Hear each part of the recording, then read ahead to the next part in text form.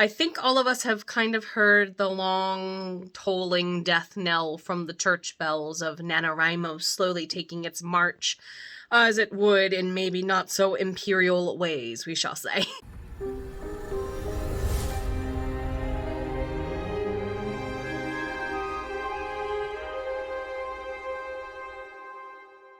Hello there, everybody. Welcome on back. I'm actually sitting down for Sitting Down with Soul Writer for once. My name is Jenna O'Malley. I am your soul writer, author of sci-fi fantasy with dashes of romance and nerdy references. Alongside the raw healing stories, my characters, and the Merna Annals weave throughout time and space, I help other soul bards such as yourselves get back to doing what you do in your pace, in your time, in your stride through my modalities as an editor and bookish or book business coach. So how have you been lately?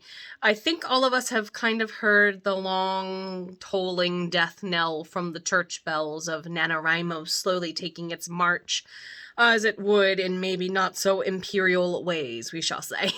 There's various opinions out there on whether or not NaNoWriMo should have gone down the way it did, and I'm just going to leave it at, it is what it is.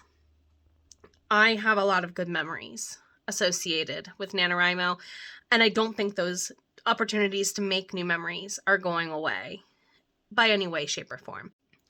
I encountered NaNoWriMo first as an educator. I started teaching high school English and creative writing in 2012, circa, give or take. I graduated from college in 2011, did a year of substitute teaching, and then started full-time teaching that following year. So 2012, 2013, somewhere in there.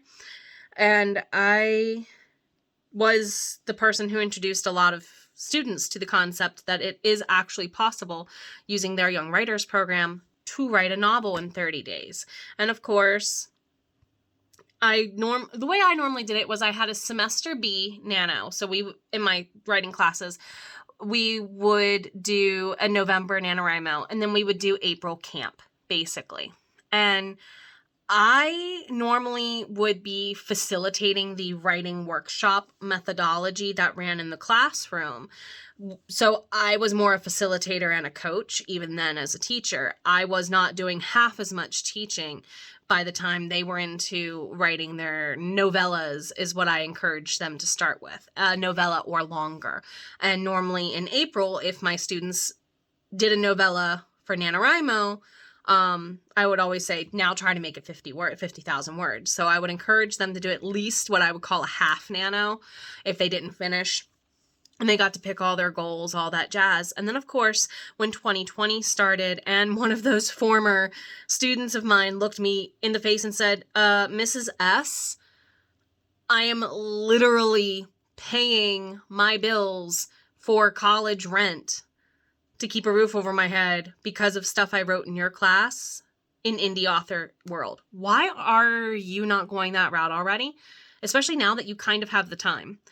And I did my first official, under this pen name that you all know me as, NaNoWriMo, that November 2020.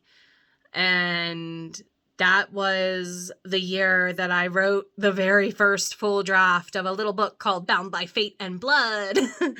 And I did every camp and every NaNoWriMo after that. NaNoWriMo became healing for me because, one, I learned to love it as a writer, not just as an educator. And it's why I have a lot of problems with how it went down in the end, because I know a lot of younger people who love to write because they encountered learning how to come over the I can't do this imposter syndrome in my classroom thanks to NaNoWriMo-like projects. So I'm very honored and very glad to know somebody like Sarah Cannon, who made the Rough Draft Challenge immediately without hesitation. And I can only assume that Sarah saw all the value in it remaining, and I'm very glad to see so many different people made so many different challenges last year. Because of these type of writing challenge events, have published almost 500,000 words. That's published. I haven't even counted what I've written, but by the end of this year, I will have published over 500,000 words. largely written during these kind of writing challenge events. So with bittersweet thanks, I'm glad to see the transition going well for many of the people who made those writing challenges what they are.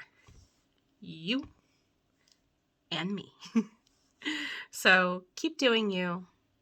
There might be, as Mama Maggie Ward says, no mo nano, but we might not call it that anymore. It's still there. We're still here. Our voices have always mattered. And as you draft this month, no matter which writing challenge you're doing, keep it up. Someone's out there waiting to read the very words coming out of your fingers over the next couple of weeks, months, years. So you better be taking care of yourself so that way you can make sure your voice does reach your audience, because it matters that much. See you soon. Take care.